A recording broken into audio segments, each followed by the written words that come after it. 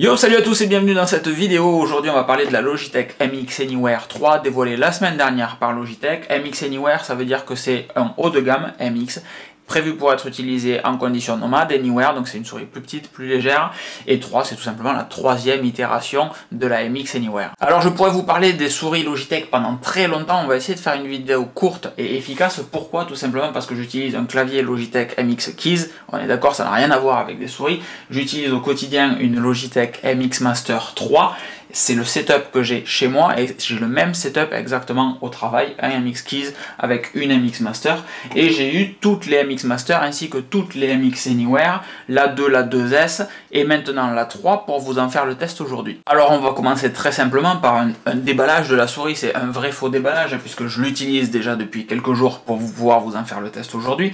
À l'intérieur de la boîte de la MX Anywhere, on a donc normalement la souris ici, on a un dongle unifying, si vous ne connaissez pas, c'est un petit récepteur USB que vous allez brancher sur un ordinateur comme n'importe quel récepteur USB, et sur ce unifying vous pouvez connecter jusqu'à 6 devices Logitech, ce qui fait que vous pouvez avoir un couple clavier-souris ou différents couples clavier-souris connectés à un seul connecteur unifying. Comme ça vous évite d'avoir à utiliser moult ports USB. Petit cache, et dessous on a un câble USB-A vers USB-C. Il paraît que dans la version blanche de la souris le câble est USB-C vers USB-C, puisque c'est une souris qui se recharge en USB-C comme les dernières souris, les derniers kits de la gamme MX. Le MX Keys se recharge en USB-C, la MX Master 3 se recharge en USB-C, on y reviendra peut-être un petit peu plus tard, et on a évidemment le manuel, un petit peu de documentation pour nous expliquer comment connecter une souris. La souris en elle-même, elle est toute petite, encore une fois, elle fait 95 grammes, je crois, si je dis pas de bêtises. Par rapport à la MX Master 3, vous voyez, ça fait vraiment une souris bien plus compacte, un peu plus courte également, mais qui se ressemble quand même sur d'autres points, comme le fait tout simplement qu'elle soit connectable en Bluetooth ou via le récepteur unifying, encore une fois, et vous allez tout simplement changer les modes avec le petit bouton qu'il y a dessous ici. Vous restez appuyé pour associer à un ordinateur ou à un nouveau récepteur unifying, et une fois que vous avez connecté jusqu'à 3 ordinateurs avec une seule souris, et bien vous cliquez tout simplement ici, une fois, deux fois, trois fois, si je l'allume comme ça je vous montre, et vous allez basculer du mode 1 au mode 2, au terminal 2, au terminal 3, etc. Rien à voir avec les aéroports. Celui-là clignote fixe parce que c'est tout simplement le Bluetooth de mon ordinateur qui est configuré. En 2, je n'ai rien de configuré, donc ça clignote vite. En 3, rien de configuré, donc ça clignote vite.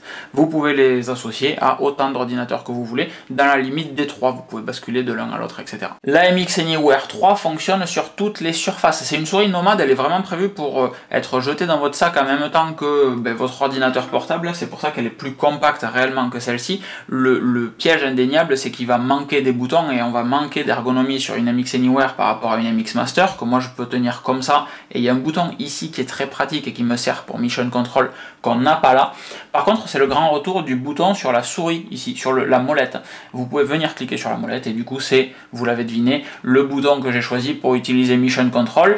Vous pouvez affecter via l'application Logi Options différents réglages aux différents boutons. Si vous voulez inverser les deux boutons là, si vous voulez qu'un clic gauche ça fasse Mission Control, je crois que vous pouvez le faire.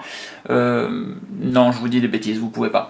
Vous pouvez donc affecter quelque chose pour le clic ici, affecter une action pour le clic ici, affecter une action pour le clic ici, pour le clic ici, et ça fait qu'en réalité, moi j'ai Mission Control sur le clic molette, j'ai un commande R sur le bouton ici, ce qui m'évite d'avoir à faire un commande R au clavier quand je suis sur un navigateur internet, etc. Page précédente, page suivante, ça c'est les classiques, je n'y touche pas. Et la souris, comme je vous disais, se recharge en USB-C, ici, petit port USB-C, petite batterie de 500 mAh, mais cette batterie se recharge très vite grâce à l'USB-C, c'est-à-dire que vous arrivez avec 70 jours d'autonomie sur une souris comme ça, donc plus de 2 mois d'autonomie, annoncé par Logitech, vous vous en doutez que j'ai pas pu le tester, et la recharge rapide va vous donner 3 heures de travail au bout d'1 minute de charge. 1 minute de charge, clac, vous branchez et vous récupérez 3 heures de boulot. Donc trop pratique si vous arrivez en clientèle chez quelqu'un ou juste au travail parce que vous faites du télétravail chez vous et vous revenez sur site ensuite le lendemain, etc.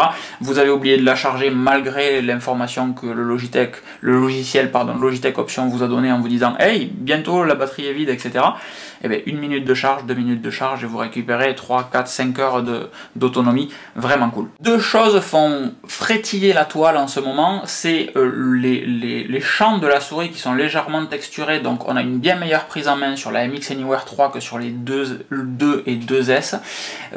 Ça c'est subjectif, mais effectivement il y a réellement un gros gain de confort à l'utilisation de cette souris.